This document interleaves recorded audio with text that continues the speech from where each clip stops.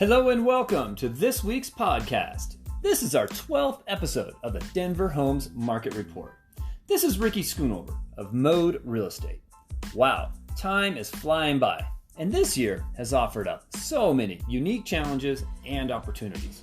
2020 may be many different things to many different people, depending on where you live. Denver has been no exception.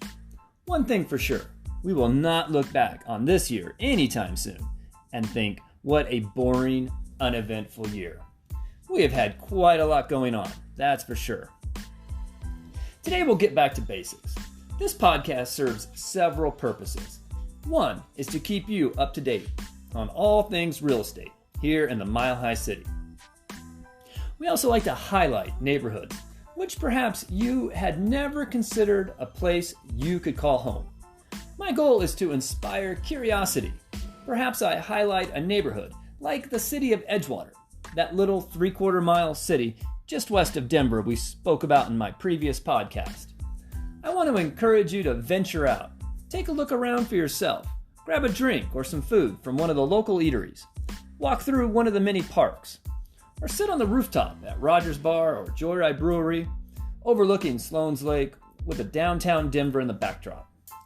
Maybe you discover an area in which you could see yourself not just living and settling in, but also taking ownership, taking pride in buying a home, meeting great new neighbors, and making friends. There is a sense of community that comes with home ownership. It's more than just a place to hang your hat. It becomes part of who we are. So today, I'm bringing you to Highlands. Highlands has quite the history here in Denver. And that history really begins in 1864 with the Cherry Creek flood. This was the first massive flood where many Denverites lived in what was then known as Denver City. Many people looked to the higher ground of Highlands and sought refuge in that higher elevation. Highlands started piquing the interest of developers and city planners who started to see the potential of this area, which up until this point was really reserved for farming and rural development. That all quickly changed, and Highlands, as it was called, became one of the fastest developing areas, and soon one of the more sought out areas with its close proximity to downtown, higher ground to shield from floods, and its affordability. The land was much cheaper. The area was then incorporated in 1875, and all that development leading into the turn of the century started the transformation to make Highlands a very desirable place to live. And that spirit carries on today, with the easy commute into downtown, the cute shopping areas, whether you are looking for a farmer's market on the weekends in Highlands Square, or an art walk on Tennyson in the Berkeley neighborhood, happy hour at Linger in Lodi, overlooking downtown, or some amazing $1 tacos for Taco Tuesday at El Camino Tavern there on 32nd. Right there in West Highlands. I could go on and on about what makes Highlands a desirable place to live. No matter what you find pleasure in doing, you'll likely find it available in the Highlands area.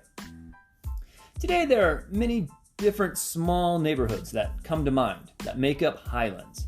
You have Highlands, West Highlands, and Potter Highlands, of course.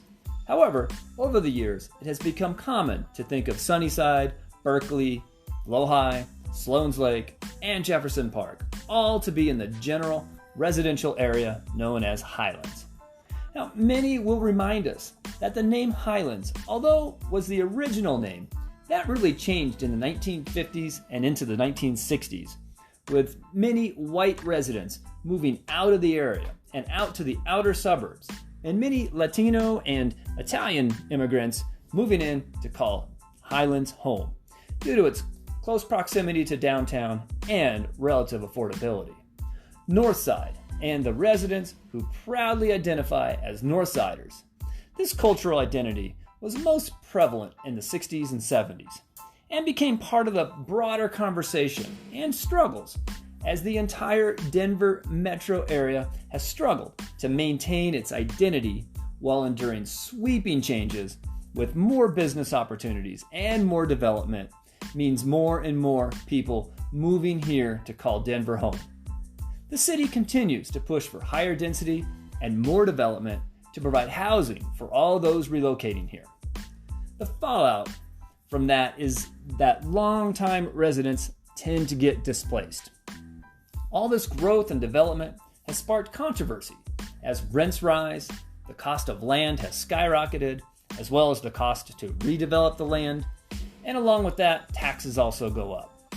There are many who are faced with a difficult decision. Those who are renting their homes are hit the hardest.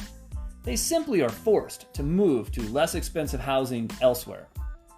Those who were lucky enough to buy homes or inherit homes which were purchased many years ago are all now faced with a dilemma. The cost of living, along with the value of their property, have gone up significantly. So, do they stay here in the home which they've enjoyed for generations, or do they sell the home and use that equity to buy elsewhere, somewhere where it's less expensive? I know of several families who were able to send their children or their grandchildren to college after selling their homes. However, that is a very difficult decision to be made. There are some positives that come out of this. However, there's also very real issues where people are displaced, and this has been a struggle for many metro areas. Denver is not alone in this struggle. As a nation, we have enjoyed the past nearly 10 years of economic growth. However, in our system, not everyone enjoys that growth and are then forced to move to less expensive areas. This all fuels the debate of gentrification and how that affects the most vulnerable. There tends to be resentment to the newcomers who move into the area, where the neighborhood transforms so much so that the history gets lost in the struggle.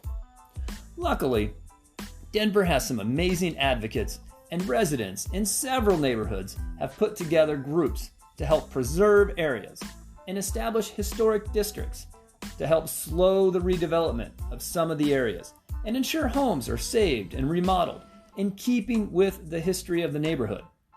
One of those success stories is right here in Highlands and dates back to 1979. That's when Potter Highlands was designated a historic district. This area is located between Federal Boulevard and Zuni. Is it Zuni or Zuni? I'll leave that one for you to decide. However, from Federal Boulevard to the Zuni and from 32nd to West 38th, this is the Potter Highlands Historic District. We spoke about historic districts and the special considerations one must take into account, as you will likely have extra layers of scrutiny when it comes to remodeling your home, and there may be some things you just cannot do. These protections are put in place to preserve the characteristics of the neighborhood. This has a net positive effect. There is a reason the charm of the neighborhood attracted you in the first place, and the historic designation helps that character to endure. Today we've spent a good amount of time with the history of Highlands and what makes this area special. Let's take a few minutes, review the current real estate market. As you will know, I like to keep numbers to a minimum here on the podcast. However, numbers are also an integral part of real estate when it comes to buying and selling homes. One of the first questions to come up is how much. So for simplicity's sake, today we will focus only on West Highlands. That is from Federal Boulevard to Sheridan, from 29th Avenue to 38th. Today, let's just see how many homes are currently available for sale. We'll then break that down just a little bit further, and we'll highlight the most expensive home for sale as well as the most affordable home available here in West Highlands. So looking at my database here, I see there are 29 homes currently available for sale. 19 of those homes are single-family homes or houses, with the other 10 homes being attached homes, condos, duplexes, townhomes. The most expensive home I see is the one located here at 3300 Stewart Street, presented by RE/MAX Alliance. This home boasts 4,550 square feet of living space, 5 bedrooms, 3 bathrooms, a 1-car detached garage, and a 2-car attached garage, which is heated and has an outlet for an electric vehicle. This is something I'm seeing more and more, and that is the ability to charge your car while you're parked at home. This home is listed for $1,975,000. It is a beautiful home. It's newer built. However, architecturally, it is very much in line with a Denver square with a twist. There is also a large wraparound deck, reminiscent of what we often see on the Victorian homes. Okay, so that is the most expensive home in West Highlands. Let's look on the other side of the spectrum. Let's see what we can find as being the most affordable home in this neighborhood. I see here we have one that we would know it as a cluster home or patio home, presented by Modus. The ownership is condominium. They are self-managed with an HOA fee of less than $200 per month. This garden condo really lives more like a single-family home than a typical condo. This one is a single level. It has a small private patio along with 2 bedrooms and 1 bathroom with 590 square feet of living space. This home is located at 3286 West Fairview Place, which is right there where Irving and Spear Boulevard split near West 33rd Avenue. This home is listed for $324,800. So as you can see, this eclectic area also has an eclectic array of homes available, from nearly $2 million to just under $325,000. There are quite a few different styles and price ranges to choose from right here in West Highlands. If you would like more information on either of these homes, or perhaps you are thinking of another neighborhood you would like to call home, give me a call. I would love to discuss your options with you. If you own a home here in Denver metro area, and you are even thinking you may want to sell your home, this is a great time for you. I mean, inventory is low. Think about it. Only 29 homes available in all of West Highlands. And with one home being worth just under $2 million and the other one being listed at just under $325,000, if you own a home and you're thinking about selling, call me. I would love to get your home to market while the inventory is so low and interest rates are also very attractive right now. This tends to bring buyers out. And really, with all the COVID restrictions we have in place, the buyers who are out right now are out to buy. They are not the typical tire kickers that we see in so much of the summer months. There are no open houses to simply go bouncing around for the weekend. These are buyers who are committed and have likely signed COVID disclosures before they are even allowed to step out and go look at homes during this time. So if you're thinking of selling, give me a call. Let's talk about it. My number here, 720-688-5110. I really want to thank you for tuning in each week. You can now simply ask your smart speaker, please play my podcast, The Denver Homes Market Report. We are now on Spotify, Stitcher, and TuneIn. So that makes it very easy to listen in anytime you wish. On that note, that's going to wrap up this 12th episode. This is once again Ricky Schoonover.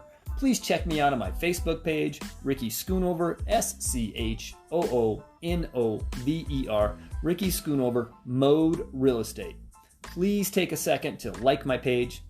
Stay cool out there. It's been hot the past few days. I'm happy to see some cooler weather, at least for today.